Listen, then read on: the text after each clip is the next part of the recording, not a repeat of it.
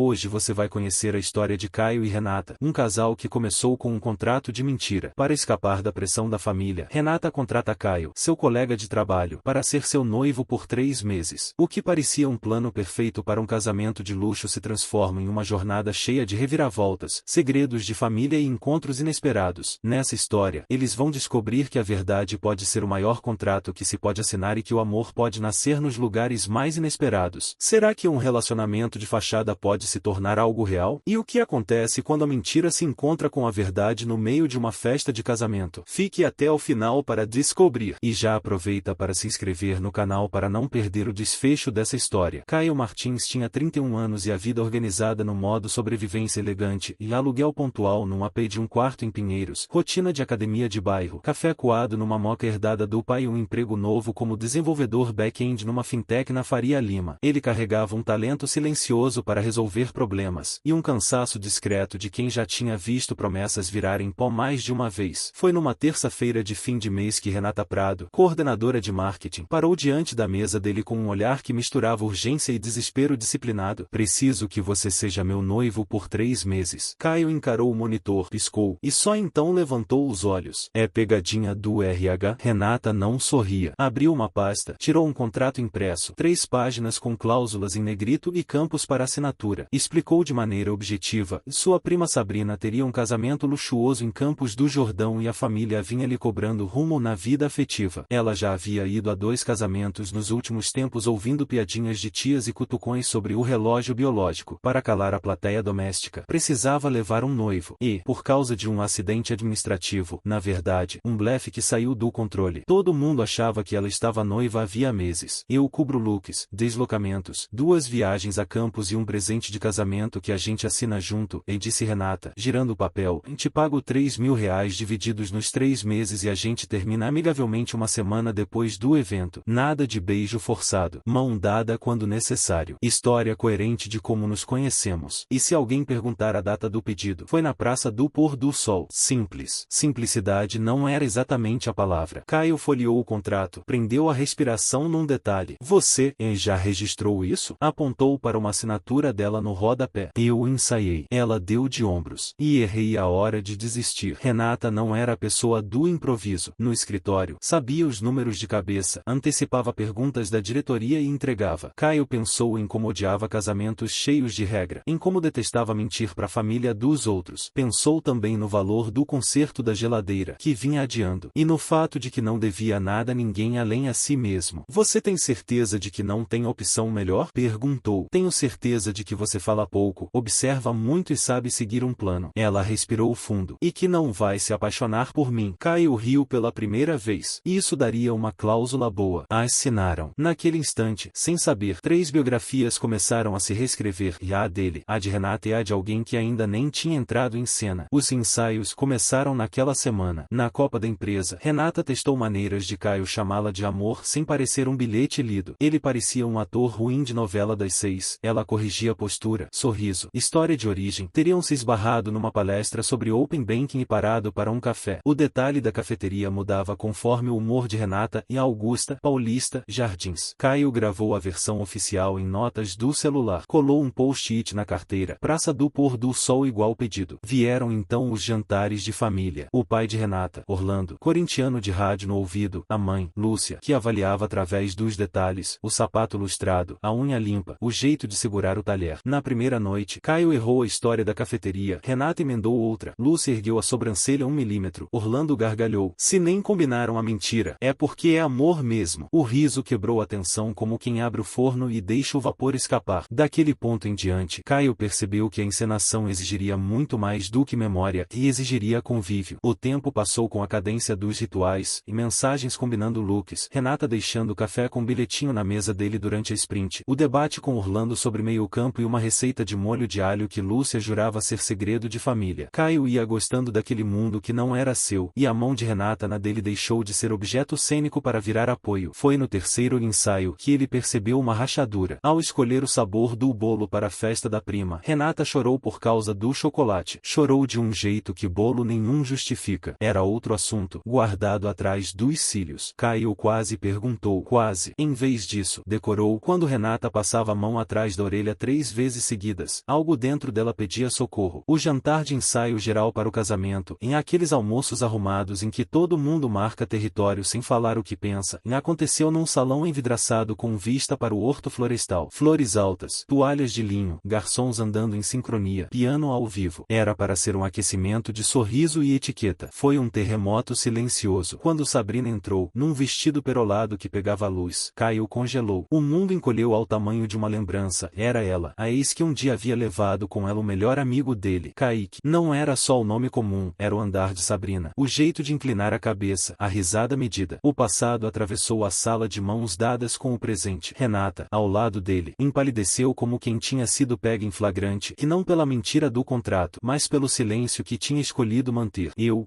ia te contar, e sussurrou, sem encarar. Caio não fez cena. Precisou de ar. Foi ao banheiro, lavou o rosto com água fria, encarou o espelho e viu a imagem de um homem que não era mais aquele garoto ferido de antes. Voltou à mesa, sentou, ficou. Ao longo do jantar, Kaique só o cumprimentou no aperto de mão social. Sabrina evitou qualquer contato ocular prolongado, mas o salão inteiro era construído de vidros e reflexos. Era impossível não se ver. Orlando, sem perceber as correntes subterrâneas, falava alto sobre um centroavante que joga de costas pro zagueiro e mesmo assim guarda o dele. Lúcia, por sua vez, mantinha o radar no encaixe do casal postiço, como a mão de Renata buscava a de Caio no descanso do guardanapo, como a perna de um encostava na do outro de forma involuntária. Depois, no estacionamento, veio a conversa que precisava vir. Eu sabia que a noiva era a Sabrina, Caio. Eu não sabia do Kaique, disse Renata, com a voz quebrada. Eu quis te poupar. E errei. Se você quiser parar agora, a gente para. Se quiser continuar só pelo protocolo, a gente continua e some. Ou a gente continua de verdade, e eu enfrento quem for preciso. Caio não respondeu na hora. Ao deixá-lo em casa, estacionou, desligou o carro e ficou em silêncio ao lado dela. O silêncio doía, mas doía limpo, e não tinha cálculo. Antes de subir, Renata encostou a testa na dele por um segundo, e nesse centímetro de contato sem roteiro, uma decisão começou a criar raiz. Nos dias seguintes, o escritório se transformou num palco mudo. As pessoas comentavam sobre o casamento chique, as fotos de pré-wedding, o menu degustação. Caio e Renata trabalhavam. Às vezes, os olhos se encontravam pela copa. Às vezes, não. Foi Lúcia quem, sem saber, forneceu a última peça. Ligou para Caio no fim de tarde para confirmar o horário do transfer para Campos do Jordão. A Renata disfarça bem quando sofre. Caio, eu sou mãe. Eu vejo. Se você for, leve a mão dela de vez. Ele foi. O hotel em Campos do Jordão parecia ter sido retirado de uma revista, e jardins desenhados com régua, luz morna nos pórticos, uma capela envidraçada com vista para um mar de pinheiros. Os convidados chegaram em carros pretos, vestidos em tons neutros e expectativas elevadas. Caio caminhou com Renata até o banco reservado para a família. A mão dele achou a dela como quem acha Porto. Na capela, Kaique no altar, postura de propaganda. Sabrina descia o corredor com um sorriso treinado. Caio pensou no absurdo da vida, em dois mundos que tinham se despregado finalmente se tocavam, e ele não era mais a pessoa que tinha sido quando aqueles mundos se quebraram. A cerimônia correu como manda o figurino de cerimônias, e votos, suspiros, beijos medidos. Na saída, chuva de pétalas, drones, fotos coordenadas. Na recepção, champanhe nas bandejas, trilha de bossa nova com violino, e a grande mesa de doces onde as tias comparavam receitas com o olhar. Se a felicidade fosse um cenário, ela moraria ali. Se a verdade tivesse agenda, atrasaria de propósito. Sabrina não conseguiu não mirar Renata. A inveja antiga veste vestidos novos, mas é reconhecível como cicatriz. Quando anunciaram a hora do buquê, Sabrina mirou o lançamento com uma pontaria que parecia discurso. O buquê voou e caiu nas mãos de Renata. Risos, uivos, celulares ao alto. Sabrina, com o microfone na mão, não resistiu ao comentário. Quem sabe agora a prima finalmente encontra alguém de verdade, né? Foi o tamanho exato de escárnio para ferir e para libertar. Renata pegou o microfone com calma, como quem recolhe algo que caiu no chão. Obrigada, Sabrina, por sempre me ensinar a diferença entre troféu e pessoa. Eu demorei, mas aprendi. O salão esticou num silêncio elástico. Caio sentiu o ar mudar de densidade. Renata continuou, já que estamos num palco, vale a honestidade. Eu trouxe um noivo de mentira para calar a família. Paguei um preço alto e errei feio, mas no meio do erro, achei a parte verdadeira que me faltava. Caio caminhou até ela, pediu o microfone com gentileza e completou. Começou como contrato. Hoje não é. Eu não vim para estragar nada. Vim para ficar do lado dela. O que se seguiu foi o que sempre se segue quando a verdade rasga o figurino. Confusão coordenada. Alguém tentou tomar o microfone. Um tio cobrou dobrou respeito ao momento da noiva. Seguranças surgiram com a delicadeza possível. Celulares filmaram sob todos os ângulos. Renata e Caio foram conduzidos à saída por um corredor de avaliações instantâneas. Do lado de fora, o ar da serra cheirava pinheiro e liberdade. Renata chorou no ombro de Caio sem tentar arrumar a maquiagem. Eles não correram, caminharam. E, naquele caminhar, tomaram uma decisão sem dizer. O contrato estava morto. O que viesse dali teria que existir sem papel. Na manhã seguinte, o vídeo estourou. Títulos hipnotizantes: noiva humilhada, prima expõe traição e romance fake no casamento. Em horas, milhões de visualizações, duelos de comentários, reações, duetos, treais de gente que não esteve lá mas se sentia íntima da história. Renata, claro, foi demitida. O e-mail era frio, a justificativa protocolar, quebra de conduta com repercussão externa prejudicial à imagem da empresa. Ela chegou ao AP de Caio com uma caixa de papelão que parecia pesar mais que a soma dos objetos. Dormiu no sofá, sapatos no chão, cabelo preso com pressa. Caio fez café adoçando mais do que ela costuma suportar e ela riu, pela primeira vez em 2 dias, dizendo que açúcar só prestava no bolo da avó. À tarde, decidiram sair do casulo. Foram à padaria que frequentavam em Pinheiros, naquela onde os ensaios tinham acontecido sem que ninguém notasse. O barista reconheceu o casal do vídeo e não cobrou. Quando a vida bate, a gente adoça com café, disse, deslizando os 2 cappuccinos. Ali, Renata abriu a verdade inteira. Eu não tenho o dinheiro que prometi. Gastei com carro, com vestidos, com presentes de família, com o aluguel do vestido da minha mãe, com 2 idas e vindas. Eu apostei que daria para acertar depois. Errei. Caio sacou o celular, apagou a foto do contrato e jogou o arquivo na lixeira na frente dela. Não é por dinheiro que eu estou aqui. Eu estou aqui porque você mastiga o lábio quando mente. Porque chora por causa de bolo quando o problema é outro. Porque você me apontou o sol no dia em que eu só via neblina. Renata respirou como quem, ao fim, consegue encher os pulmões. Foram interrompidos por uma sombra na mesa e Sabrina. Vestido simples, sandália sem salto, olhar de quem não dormiu. Disse poucas palavras, frágeis e tardias. Meu vídeo virou, e minha vida virou, e eu só queria que vocês soubessem. Renata não esticou a cena. Não tinha vitória ali. Tinha luto. Eu também errei. Mas o que você quebrou lá atrás não tinha conserto. Segue. E aprende. É o máximo que dá pra fazer agora. Sabrina sentiu, ficou um pouco, foi embora com os ombros caídos de quem percebeu que plateia não é colo. Renata olhou para Caio e, pela primeira vez sem qualquer resto de contrato entre os dois, segurou a mão dele do jeito de quem segura a própria vida para não escorregar. Naquela noite, fizeram as pazes com a fome. Cozinharam macarrão com alho e óleo, tomaram vinho barato em taças descombinadas e assistiram a um filme besta. O mundo lá fora opinava. Dentro do AP, o silêncio finalmente não doía. A família resolveu que a coisa precisava de árbitro moral. E, naquelas famílias que ainda funcionam por eixos invisíveis, esse papel cabe sempre à matriarca. Dona Odete, a avó de Renata e Sabrina, morava numa casa antiga no Pacaembu, chão de taco, varanda com samambaias, retratos que contavam a história de um século. No domingo, todos foram convocados. Cada um chegou carregando seu lado como quem traz travessa para almoço de família. Renata e Caio entraram de mãos dadas. Sabrina e Kaique chegaram separados por 2 passos e um abismo. Orlando trouxe pão. Lúcia, sobremesa. Tias traziam julgamentos embrulhados em papel filme. Dona Odete ouviu. Não interrompeu. Ouvia como quem inventou ouvir. No fim, apoiou as mãos magras na bengala e falou num tom que não levanta a voz porque não precisa. Sabrina errou quando confundiu gente com troféu. Renata errou quando quis calar humilhação com encenação. Mas eu só conheço um jeito de medir caráter. É ver quem faz o que quando dói. Esse rapaz aqui, me apontou para Caio, teve chance de fazer escândalo. E não fez. Teve chance de abandonar. E ficou. Sabrina desviou o olhar. Renata chorou em silêncio. Caio sentiu o coração esfriar e aquecer ao mesmo tempo. E as verdades dos velhos têm esse poder. Foi então que Dona Odete anunciou o que parecia atualização de firmware familiar. Ia rever o testamento. Queria destinar parte do que caberia a Sabrina a um fundo de educação para Davi, o filho pequeno de Gabriela, irmã de Renata, e outra parte para uma iniciativa social que Renata ajudaria a gerir. Não era castigo, era critério. Quem confunde palco com casa precisa primeiro aprender a varrer, disse, quebrando a doçura da tarde com um provérbio inventado ali mesmo. A notícia caiu no grupo da família antes de chegar à saída do portão. Em 2 dias, o escritório de um advogado caríssimo notificou a família, pedido de tutela provisória para impedir alterações no testamento, alegando manipulação e fraude afetiva motivadas pelo romance fake publicamente assumido. Foi Patrícia Queiroz, advogada indicada por uma amiga de Gabriela, quem assumiu a defesa de Dona Odete. Renata e Caio, em tom calmo, explicou que juiz não julga inveja nem festa estragada, julga fatos. anos. O que havia? Uma matriarca lúcida, exames médicos em dia, testemunhas de sua autonomia, e um tal contrato de encenação que Caio havia apagado, mas do qual restavam rastros em e-mails e mensagens, e cujo conteúdo, paradoxalmente, ajudava e mostrava a linha do tempo em que a encenação se tornou convivência real. Havia fotos espontâneas fora de contexto de casamento, recibos de pequenas compras conjuntas, registros de entrada no prédio em dias aleatórios, vídeos com Davi jogando o carrinho no tapete. A gente não precisa provar amor em cartório, disse Patrícia, mas precisamos provar que não houve coação nem interdição de vontade da sua avó. E isso a gente tem. A audiência foi sóbria. O juiz ouviu Dona Odete, que recitou nomes de netos e bisnetos de trás para frente, listou remédios, explicou por que acreditava que educação e serviço eram as únicas heranças que não evaporam. O advogado de Sabrina forçou a narrativa do golpe afetivo, citou o vídeo do casamento, tentou pintar Caio de ator oportunista. Patrícia devolveu com documento e cronologia. A decisão saiu ali mesmo, e indeferida à tutela. Dona Odete podia alterar o que quisesse. O juiz encerrou com uma frase que pareceu tirada de uma aula de ética. O tribunal não serve para reparar orgulho ferido de festa. Sabrina saiu em um misto de raiva e espanto. O mundo estava dizendo não pela primeira vez em muito tempo. Kaique manteve a cabeça baixa. Não era mais protagonista de nada. Renata desabou num choro que lavou a sala inteira. Caio abraçou como quem segura o barco para não virar. Patrícia arrumou as pastas com método e, antes de ir, olhou para Caio. Agora, vivam. O resto é ruído. Naquela noite, de volta a Pinheiros, Caio e Renata inventaram um ritual. Pegaram um pote de vidro antigo, de picles, colaram uma etiqueta com canetão, um pote da verdade. Regras simples. Cada meia mentira custa R$5. Ao fim do mês, o dinheiro vira viagem, e não para fugir, mas para lembrar. O pote começou a encher já na primeira semana. R$5 pelo tô bem quando não estava. 5 pelo amanhã eu ligo pra sua mãe que virou semana que vem. 5 por abafar um ciúme bobo. 5 por dizer que açúcar no café até que vai. Eles riam enquanto pagavam a multa doce. E foi pagando 5 em 5 que aprenderam a economia íntima de um amor que se deseja sustentável. Depois da audiência, o clima na família estava dividido. Alguns parentes defendiam Sabrina, alegando que Renata tinha sido cruel ao expor a prima em plena festa de casamento. Outros, silenciosamente, sentiam um certo prazer em ver Sabrina, a queridinha, finalmente sendo contrariada. Mas o que ninguém conseguia negar era o respeito pela firmeza de Dona Odete. Numa tarde chuvosa, Renata levou Caio para a casa da avó. O cheiro de bolo de aipim no forno enchia o ar, misturado ao barulho da chuva batendo nas telhas antigas. Sentados na sala, Dona Odete segurava sua bengala com a mão firme, enquanto observava o casal. Vocês ainda não entenderam, disse ela, num tom baixo mas firme. O problema não é o contrato, não é o casamento, não é nem a Sabrina. O problema é que vocês dois estão aprendendo a ser verdadeiros um com o outro no meio da bagunça. E isso dói, mas também salva. Caio nunca teve uma avó assim. A dele tinha morrido cedo, deixando apenas lembranças vagas de perfumes doces. E ali, diante de Dona Odete, sentiu um calor que não vinha só do forno, mas de um acolhimento inesperado. Gabriela, irmã de Renata, apareceu com o pequeno Davi nos braços. O menino correu até Caio com um carrinho de plástico e, sem cerimônia, se agarrou na perna dele. É meu tio agora? Perguntou com inocência. Caio sorriu, engolindo um nó na garganta. Se você quiser que seja, eu sou. Renata observou em silêncio, o coração batendo em descompasso. Pela primeira vez em muito tempo, ela não sentiu que estava sozinha no mundo. Enquanto Caio e Renata encontravam pequenas brechas de paz, Sabrina arquitetava outra frente de batalha. A decisão judicial não a tinha convencido. Contratou uma assessoria de imprensa para limpar a própria imagem e começou a dar entrevistas sutis, dizendo que tinha sido vítima de armação. Em grupos de WhatsApp da família, circulavam mensagens que tentavam pintá-la como injustiçada. Kaique, por sua vez, parecia cada vez mais apagado. O casamento recém-celebrado já apresentava fissuras. Nos vídeos de bastidores que circulavam na internet, muitos comentavam que ele parecia desconfortável ao lado da noiva. Sabrina fingia não ligar, mas cada comentário corroía seu controle. Enquanto isso, Renata enfrentava outro problema e estava desempregada. As empresas viam nela tanto potencial quanto polêmica. Era arriscado contratar alguém cujo nome estava atrelado a um vídeo viral de confusão em casamento de luxo. Caio percebeu o peso disso. Uma noite, encontrou Renata sentada na varanda, encarando a chuva fina de São Paulo. Eu virei piada, Caio, e disse ela, sem tirar os olhos da rua. Quem vai confiar em mim agora? Ele puxou uma cadeira, sentou ao lado. Quem importa de verdade? E quem tem coragem de olhar além da manchete? Foi nesse momento que ele revelou algo. Vinha enviando currículos para empresas fora de São Paulo, em segredo. Tinha uma entrevista marcada em Florianópolis. Florianópolis. E se a gente recomeçasse longe daqui? Perguntou. Renata respirou fundo. Pela primeira vez em semanas, sentiu uma fagulha de esperança. Enquanto esperavam respostas profissionais, a vida seguia com suas pequenas batalhas diárias. O pote da verdade se tornará um ritual. Cada mentira ou omissão custava R$ 5,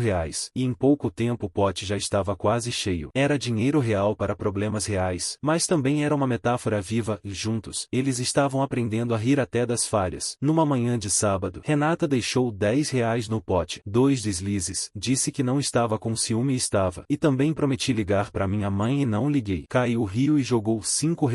Eu falei que tinha arrumado a cama, mas só puxei o lençol por cima. Esses gestos, aparentemente bobos, cimentavam uma confiança que nenhum contrato poderia garantir. Foi nesse clima que receberam a notícia. Caio havia sido aceito para a vaga em Florianópolis. Seria um cargo híbrido, mas com possibilidade de crescimento. Poucos dias depois, Renata também recebeu proposta para liderar uma célula de marketing em uma empresa catarinense. Era como se o destino, depois de brincar com eles, resolvesse finalmente abrir uma porta. Parece que a vida aprovou nosso contrato de verdade, disse Caio, sorrindo. Renata, emocionada, respondeu, agora é só a gente não desistir um do outro. A mudança para Florianópolis foi marcada por caixas, despedidas e uma longa estrada. Orlando, o pai de Renata, ajudou a carregar o carro. Lúcia chorou discretamente, tentando esconder o medo de perder a filha para outra cidade. Na estrada, entre paradas em postos de gasolina e risadas com músicas antigas, Caio e Renata começaram a perceber que estavam construindo algo sólido. Não era mais fachada, nem fuga. Era escolha. Numa parada em um posto simples, Renata desligou o carro de repente. O que houve? Perguntou Caio, preocupado. Ela virou para ele, segurou sua mão e disse, com simplicidade, eu te amo. Não havia plateia, nem contrato, nem microfone. Era só os dois, no meio de uma viagem, descobrindo que o amor verdadeiro chega nos momentos mais comuns. Caio sorriu, encostou a testa na dela e respondeu, eu também. Naquele instante, mesmo em meio a malas, poeira e incertezas, eles tiveram certeza de que estavam no caminho certo. Florianópolis os recebeu com cheiro de mar e promessas de recomeço. O apartamento que alugaram era pequeno, mas tinha uma vista parcial para o mar do Campeche. Aos sábados, caminhavam pela Lagoa da Conceição, compravam peixes frescos no mercado público e aos domingos cozinhavam para a família que vinha visitá-los. O pote da verdade ganhou um lugar de destaque no aparador da sala. Agora, cada nota ali depositada era também um lembrete de que mentiras pequenas podem virar muralhas, mas verdades pequenas constroem pontes. Foi numa noite de outono, enquanto jantavam macarrão simples e vinho barato, que Renata olhou para Caio e perguntou, e se a gente casasse de verdade? Caio sorriu e tirou do bolso uma caixinha que carregava havia semanas. Eu estava só esperando você perguntar. O beijo que selou aquele momento não foi filmado, não viralizou, não teve testemunhas além das paredes da casa. E, justamente por isso, foi o mais verdadeiro de todos. Com o tempo, a rotina em Florianópolis ganhou forma. O apartamento simples foi se enchendo de detalhes que diziam mais do que móveis caros, um cantinho para os livros de Renata, uma prateleira só para os carrinhos de brinquedo do pequeno Davi, que agora os visitava sempre que podia, e até um espaço para as samambaias que Dona Odete insistiu em mandar, dizendo que planta também segura a família. Caio encontrou seu espaço na empresa. Aos poucos, deixou de ser o cara do vídeo do casamento para se tornar o dev que resolve problemas impossíveis. Já Renata enfrentou desconfianças no início, mas logo mostrou sua força no marketing. Era criativa, estratégica e, mais do que nunca, tinha algo a provar para si mesma. Nos fins de semana, os dois se aventuravam pelas praias da ilha, sempre levando o pote da verdade na memória. Cada vez que discutiam por bobagens, riam depois e prometiam não repetir. Era como se aquele pote tivesse virado parte invisível do relacionamento. Foi durante uma caminhada no Campeche que Renata disse, sabe, às vezes eu acho que tudo começou errado, mas só porque começou errado, deu certo. Caio respondeu sorrindo, então, que bom que a gente errou. Meses depois, já adaptados à nova vida, uma surpresa chegou pelo correio. Era um envelope elegante, remetente de Sabrina. Dentro, havia uma carta escrita à mão e uma moldura vazia. Na carta, Sabrina dizia que estava em terapia, tentando reconstruir sua vida e assumir os erros que tinha cometido. Admitia que sempre tinha tratado as pessoas como degraus, e que pagar esse preço tinha sido doloroso. Pedia desculpas, e não para ser perdoada, mas para se libertar. Renata leu em silêncio, os olhos marejados. Caio apoiou a mão sobre a dela. Dentro da moldura, havia espaço para duas coisas, uma foto e um documento. Renata escolheu colocar ali uma foto deles com Davi no mercado público e, ao lado, uma cópia do contrato de mentira que havia dado início a tudo. É a nossa lembrança do do começo torto que virou raiz, disse ela. Foi nesse dia que decidiram que não tinham mais nada a esconder. A vida deles não precisava de narrativa perfeita, precisava apenas de sinceridade. 6 meses depois de toda a confusão, em uma noite iluminada pela lua cheia no ribeirão da ilha, Caio preparou um jantar simples, mas cheio de simbolismos. Havia bolo de aipim em homenagem a Dona Odete, vinho barato em taças diferentes e flores compradas na banca de um senhor simpático na beira da estrada. Quando terminaram de jantar, Caio puxou uma caixinha do bolso. Mas antes que ele falasse qualquer coisa, Renata riu. Eu sabia, você não ia aguentar esperar. Ele se ajoelhou, sem vergonha nenhuma, mesmo no chão de madeira gasto. Renata Prado, você topa casar comigo, sem contrato, sem cláusulas, sem final previsto? Ela chorou, riu e disse sim. Dessa vez, não havia plateia, não havia celulares gravando. Era só a verdade de dois corações que já tinham se exposto demais ao mundo e agora podiam se guardar um no outro. O casamento oficial não teve drones nem cenários luxuosos. Foi celebrado em um salão simples no ribeirão da ilha, com flores locais, bolo de aipim e uma banda pequena tocando samba de raiz. Dona Odete foi aplaudida de pé quando entrou, com um vestido azul claro que destacava seus cabelos brancos. Davi levou as alianças, orgulhoso de ser o pajem dinossauro, porque insistiu em usar um broche de T-Rex no paletó. Sabrina não apareceu, mas mandou flores com um cartão curto, que a verdade sustente o que vocês escolherem construir. Na pista de dança, Renata e Caio rodaram devagar ao som de uma música antiga. Não havia contrato, mentira ou medo. Havia só o amor que tinha sobrevivido à prova mais dura, nascer de uma farsa e virar raiz. O pote da verdade continua no aparador do apartamento em Florianópolis. Hoje, cada moeda ali não representa a culpa, mas o compromisso de continuar tentando, mesmo quando erram. Parte do dinheiro foi usada para levar Davi ao Beto Carreiro, como haviam prometido. De vez em quando, em meio a discussões bobas, Renata ainda diz rindo, coloca R$ 5